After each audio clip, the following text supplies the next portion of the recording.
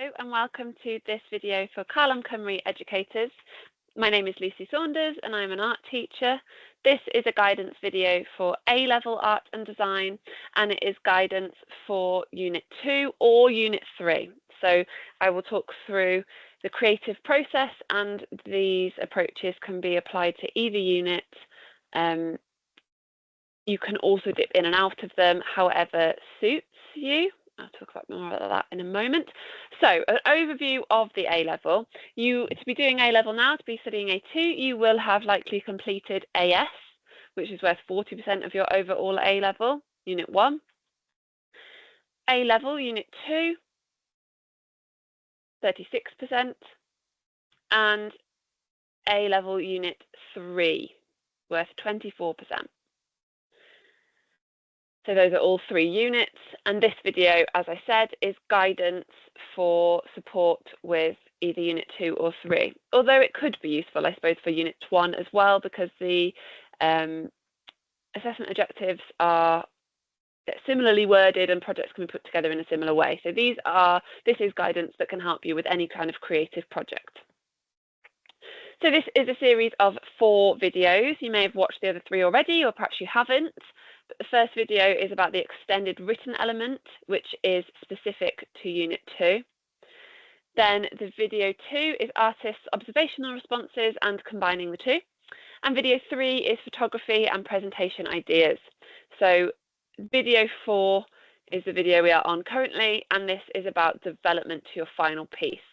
There is also a video on this in the AS section, which could be helpful. Perhaps it's not the same as this video, so it could perhaps be helpful to watch that one as well if you are feeling that this is an area you would like extra support in, or if you have half an hour to invest in your artwork. So before we go into that, this is a clip from the WJEC website, so the exam board website. It says, it's directly taken from the website, all 3 units for this specification have been devised to demonstrate knowledge and understanding of. So all 3 units that make up the A-level of art. So the knowledge and understanding of relevant materials, processes, technologies and resources, how ideas, feelings and meanings can be conveyed and interpreted in images and artifacts, and how images and artifacts relate to the time and place in which they were made and to their social and cultural contexts, continuity and change in different genres, styles and traditions, and working vocabulary and specialist terminology. Also from the WJC website, the units equally require learners to develop the skills to record experiences and observations in a variety of ways using drawing or other appropriate visual forms, undertake research, and gather, select, and organise visual and other appropriate information, explore relevant resources, analyse, discuss, and evaluate images, objects, and artefacts, and make and record independent judgments. Use knowledge and understanding of the work of others to develop and extend thinking and inform your own work. Generate and explore potential lines of inquiry using appropriate media and techniques. Apply knowledge and understanding in making images and artifacts. Review and modify work and plan and develop ideas in the light of their own and others' evaluations. Organise, select and communicate ideas, solutions and responses and present them in a range of visual, tactile and or sensory forms. So I've highlighted there the review and modify work, plan and develop ideas in light of your own and others' evaluations. So all of this is relevant for all of your projects, but this is a section that I thought would be particularly important really for this bit. So reviewing and modifying as you are going along. If you have watched the AS video, there's some really helpful points on how to start your development there. But either way, you are looking at reviewing and modifying, planning and developing, and taking on board your own and others' evaluations. So those others could be your teacher, could be your friend, could be your family, could be Doesn't really matter who. It's important to show people your work, see what they think. Maybe you don't agree with them, and that's fine too, but it's really important to sort of interrogate your work and see whether it communicates what you think it communicates, and see whether you think it could be even better, because refining and improving is also really important at this stage.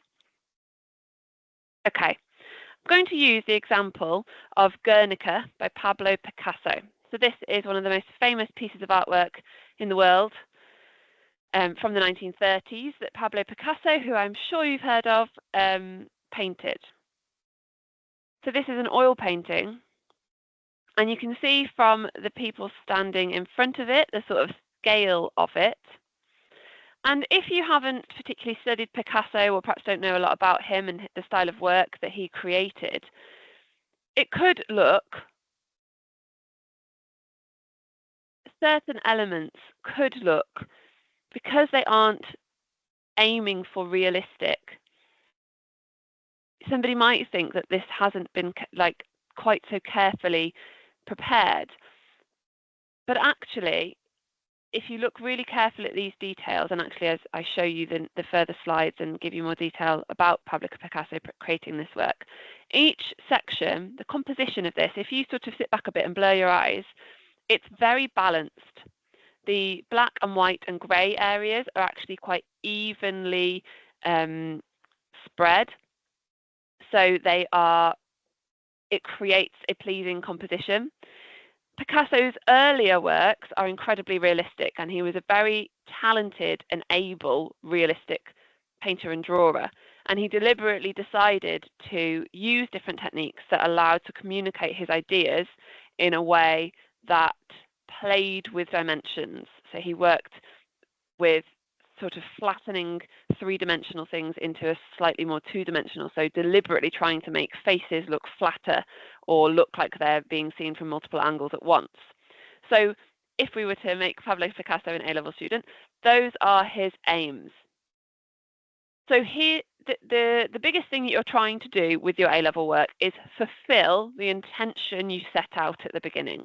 So when you're writing your creative statement and you're filling in the box about your planning and your ideas, or when you're writing in your sketchbook on your first few pages, or creating your first few boards, however you decide to create your work, what is it that you're aiming to do? Is it to create a hyper-realistic series of portraits? Is it to play with dimension and create things that look flat and then in another angle perhaps look 3D and play with that dimension? Is it to explore colour in a different way? It is up to you what it is, but the aim of this project is to develop you as an artist, and also allow you to access the grades that you deserve, the marks that you deserve. But this really involves considering what your intention is. So Pablo Picasso was intending to create this really dramatic, shocking piece of work, and it's actually got a lot of political meaning behind it. It's a lot to do with the war. There's an awful lot of reading you can do around this piece of work that I'm not going to go into here, but please do go and look it up, because it is very interesting. But what I would like you to think about is, what might Picasso have done to prepare this? So it was 1937 when this piece was completed and exhibited. What had he done in the meantime? So you might want to pause the video here and have a little think, have a really good look, maybe go away and Google it, find a little bit more out about Guernica and the meanings behind it, and think about the decisions he had to make. So he had to decide whether to use colour, and I'll come back to colour actually in a moment, what shapes to use, what tones to use, what animals should be in there, what the meaning behind that is, what the people that are in there are doing, what the people look like, what their shapes are like, because they don't look like a photograph of a person, but I can still tell they're a person. There is an emotion to the piece, and that is created by those visual choices. So when you are creating artwork, every choice you make is creating the mood of the piece.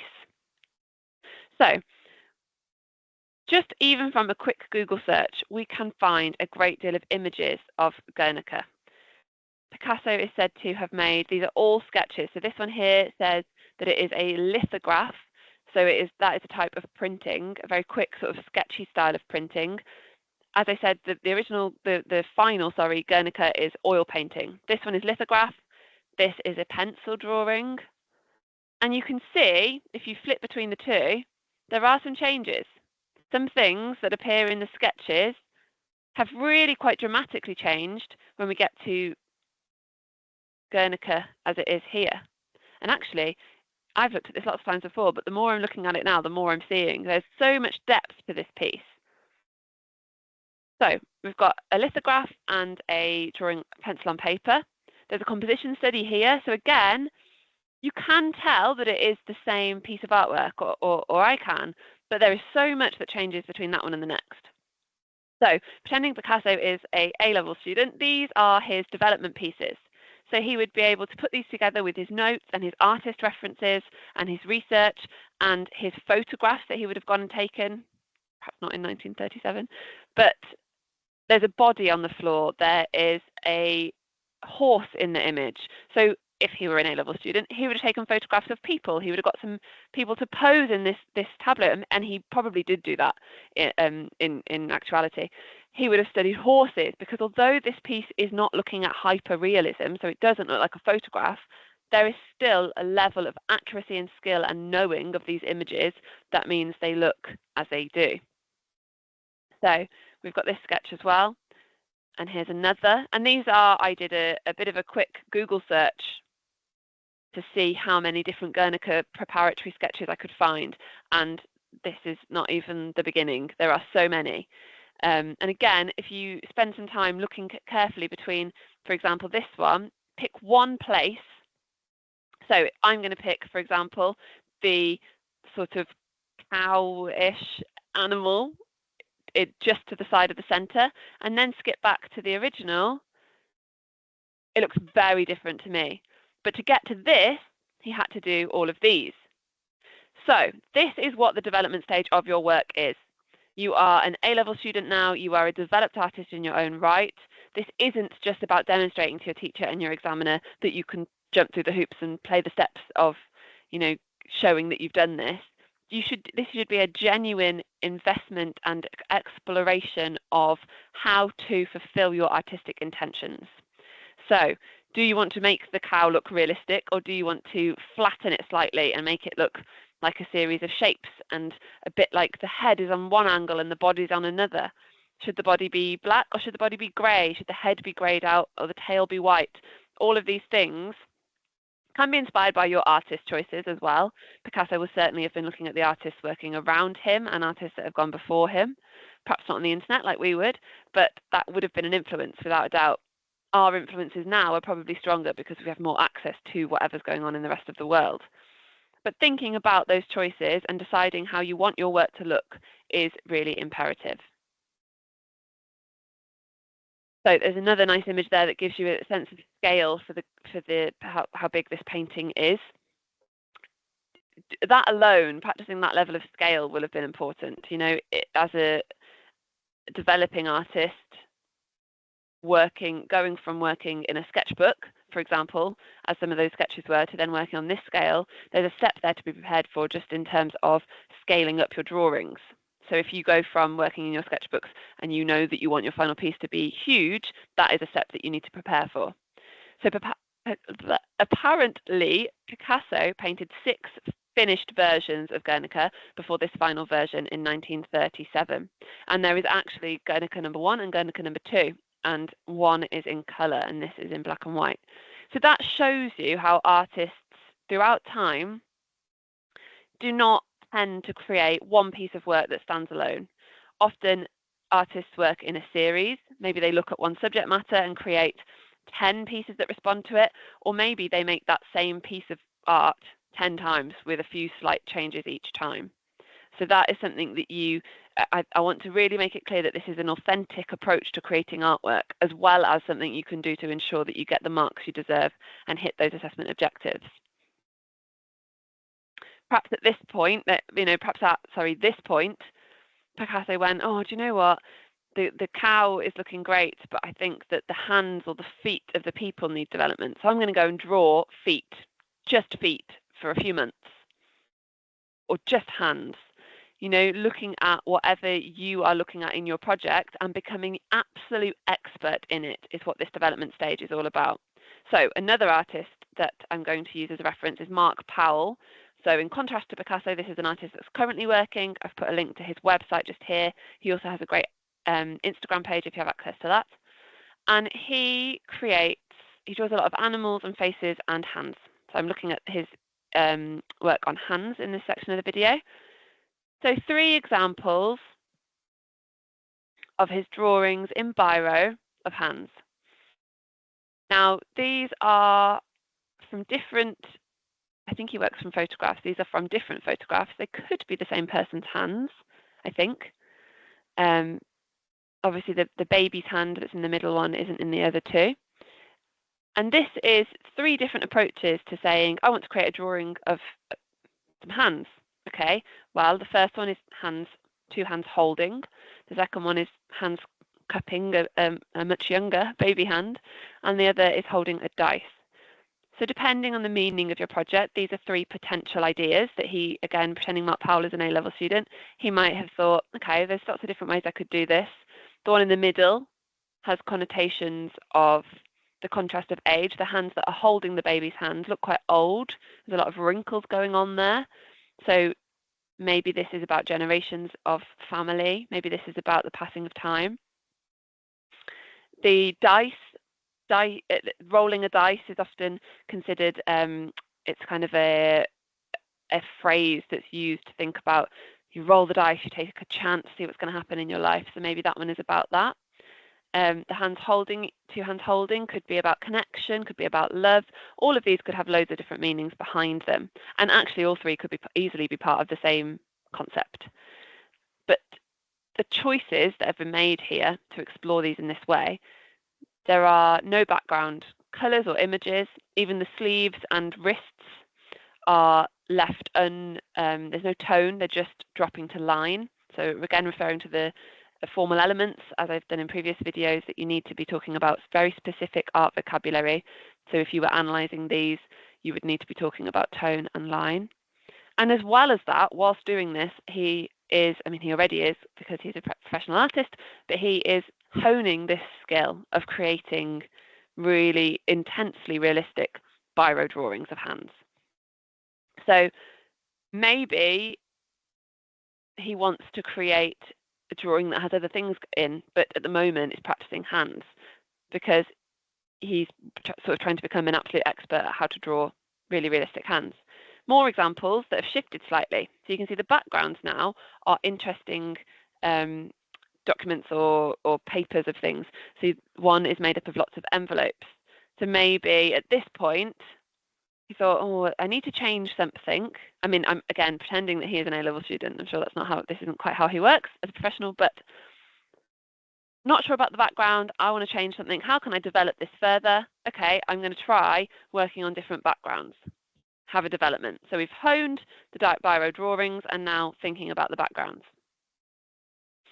Again, actually, those photographs, those are different hand shapes as well, but you can start to sense a theme, perhaps, that the hands are interlinking. So there's a small, younger, perhaps, hand holding the larger hand on the one picture, and on the other, it's 2 hands that the fingers, I think, are intertwined.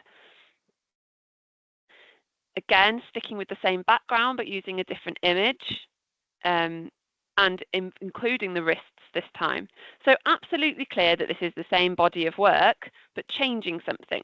So if you were a scientist in this instance, you are changing one variable at a time and controlling the others in order to see what happens when one variable changes.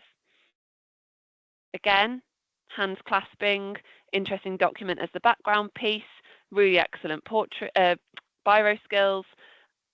This time there aren't any blank bits or areas that are just line instead of tone. Changing something again there. Shifting back again here, we've got hands clasping hands and the younger hands and the larger hands, but this time the wrists are sort of deliberately unfinished. So when you get to the point of creating your developments, what variables can you change or improve? The background. So Mark Powell changes from a very neutral paper-looking background to using interesting documents. And that allows him to really add to the theme of his work. there's a lot more meaning to drawing on a handwritten envelope or a document, a bit like Barbara Walker did, who I referred to in another video, with the documents that she worked on. That is a way to really bring theme and meaning into your work. If you are really happy, for example, with your artwork, that you think, oh, this is actually about heritage, and you can't tell from just looking at it. That is something that you do want to be able to, well, do you? What is your intention? Do you want someone to look at the work that you have created and know exactly what it's all about? Do you want to be a bit more subtle than that and hint at it with perhaps a document or something as your background piece that will hint at the idea, but it doesn't scream out exactly what's going on? Do you need to improve your accuracy or your technique? Is it that actually your hands don't look that realistic? In which case, you could change the background and you can change all the different things, but it still isn't going to be as great as you'd like it to be. In which case, skip back a step, go back to your observational drawings, go back to your photography and get really good at accuracy. Spend, loads of time just drawing and drawing and drawing the same thing again and again and again. Maybe trying different ways of approaching your drawing. Perhaps you have a printed photograph that you look at and you have a photograph on an iPad or a phone and you're zooming in on each bit as well as having the scale of the photograph there, and you've got this little setup around you. Maybe sticking with the hands project, you've got some of Mark Powell's work around so you can look at the technique he seems to have used. Maybe you find a YouTube video of somebody drawing in this way and have that playing as well. Maybe you really think about making sure you've got a cup of tea and your favorite song playing and some snacks so you're totally in the zone. By now, you should really know how to create great artwork and what to do when you don't feel that it is going where it needs to. So the image you are working from, this is a big one. You might decide at this point, do you know what, the image I've got here, the photograph perhaps, isn't working. It's not what I need it to be. That doesn't mean remove it from your project. That just means maybe you pause your developments. Actually, it's not even pausing because it is a development in itself to go and take more photographs, or to just look back at the wide range of photographs you should have from your photography section and choose a different one. Scale. Does your work need to be bigger? Does it need to be smaller? Often, a quite typical way to develop to a final piece is to go bigger. There's a tendency that final pieces are the largest piece of work in the body of work, but they don't have to be. I had a student about 5 years ago who created absolutely tiny miniature paintings, and they were beautiful, and she was marked very highly. So consider scale. Things like if it is a human form, so if it's a human face, a portrait, or if it's hands or a body, considering whether it is bigger or smaller than a real human body can have a real impact on how the piece would be perceived. For example, if you're standing in front of a portrait that is really small, you're going to feel like you're looking perhaps down from above, perhaps through towards this person. There's going to be a distance between you and that image as the viewer. If the portrait is absolutely huge and really looming over you, bigger than a real face, you're going to have a feeling of smallness in yourself and a feeling of almost perhaps intimidation, or certainly a closeness to the subject. So all of these variables that you're changing, or these formal elements that you're considering, will change the way the mood of the piece feels, as I mentioned with Picasso's work. So the scale isn't just about, oh, how big is it? How long will it take me to do that? It is about how the piece will impact as well. Your medium. I've said lots of times throughout these videos that you don't want to do all your preparatory work in one medium and then change to another. Absolutely not. But if you get to your development point and go, do you know what? I've been working in biro and I've just remembered that I did that oil painting that I felt was one of the best things I've ever done. So now, as well as biro, I'm going to try a few things in oil paint, and then decide which medium to take forward. So I'm not suggesting you swap mediums now and have no explanation for it, but if you decide that the medium you're using either doesn't show your skills as best as it could, or doesn't fulfill the intentions of your project, certainly speak to your teachers and whoever first, but perhaps it's time to change into something else. And the next question you need to ask yourself is, does your final piece communicate your ideas and skills? So is your work fulfilling the intention that you set at the beginning. Is your theme or meaning clear? And do you want it to be? So I alluded to this a little earlier, but do you want someone to look at your work and know exactly what it's about? Exactly. Do you want it to be subtle, like, oh, actually, I think it could mean this? Do you want it to be that the person looking at it ends up sort of projecting, their own meaning onto it?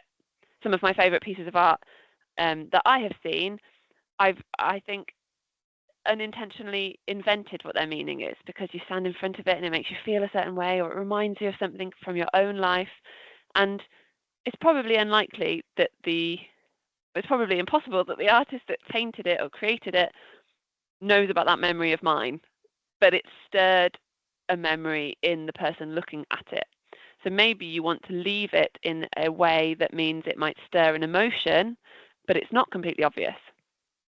None of those is right or wrong, but you want to be intentional with what you are doing. Make sure you are fulfilling your intention, to repeat myself. Does it show your context or research? Have you included the things that you found out about? Have you allowed them to inform your work? Could you do something quite simple, like use a document as the background to really reinforce that, or a newspaper, like Barbara Walker often used, or a completely different technique? Those are just the ones that have come to my mind. Do you want to include a voiceover or some kind of other media to add context and meaning to your work? Does this show your skills to the best of your ability? So I talked a little bit about medium before. So similarly here, is there something different you need to do? Do you just need to slow down in order to allow for the quality of your work to come through? I have seen students before who create quite high quality work, then rush at the end of their project and the work not quite meet the level of quality they were meeting earlier on. So it's important to be consistent with your quality. Have you played it safe? Could you be more ambitious? You want your final piece to be this absolute finale, this mic drop, final thing that you're doing as an A-level student. Perhaps you're going off to university to study art or to study something completely different, or perhaps you're going into a career. This might be your last massive piece of artwork in this setting. And I'm saying massive in terms of meaning, not necessarily scale. Is it personal? There is actually some language within the mark scheme that says that it needs to be personal. This needs to be meaningful for you. You know, some of the projects that you see online on the Student Art Guide, for example, are about family or about a story for that person. But as well as that, it could just be something that isn't necessarily connected to you in terms of, you know, it could be that you visited a historical site or a museum and it just felt really meaningful to you. It doesn't need to be about you. So that personal can be taken in different ways.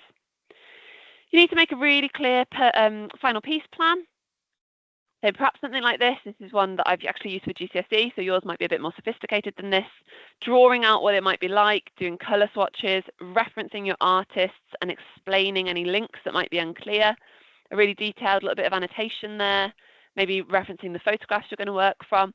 This is a great thing for you as well, not just to demonstrate to your teacher or examiner, but so that when you're making your final piece, you glance back at this and go, oh yeah, I need to do that. And not quite finally, development tips. So record your progress, your ideas, your outcomes, your successes, your failures. Nothing is a failure. If you can, take photographs, print them, put them into your work, put them into your sketchbooks, make it really clear how you are making your decisions. Be clever with your time. Use the photocopier, print your photograph and edit it slightly. Mess with things in a way that speeds up processes and then create some other pieces that take lots longer so that you have that mix of immediacy and of things that take a bit longer to develop. Have a critical eye. Look closely at your work and decide what could be improved. Ask your teachers, friends, family and fellow artists to be honest with you and take it well. So once you have completed your final piece, the final thing you will need to do is write an evaluation. How did it go? What was challenging? How did you overcome these challenges? Is there anything that you would do differently if you were to do it again? Which parts are you most proud or pleased with? And do you think the person viewing it would be able to tell the meaning? And something that I always ask my students to do that I think is quite nice is to write about and maybe even draw a diagram of how you would display your work in an exhibition. Maybe you're lucky enough that you do have an end of year exhibition in your school or college, but maybe you don't. I always like, personally, to see how someone imagines their work. If you were a professional artist, would your canvases be hung from the ceiling? Would you have a projector showing all your photographs? Would there be music playing? Really go elaborate. If money and space and time were no object, how would you like this work to be viewed? Okay, lots there, and I know I've gone through it quite quickly, but please do skip back and watch any bits that you think might be helpful. I hope that this has been informative, and thank you very much for listening.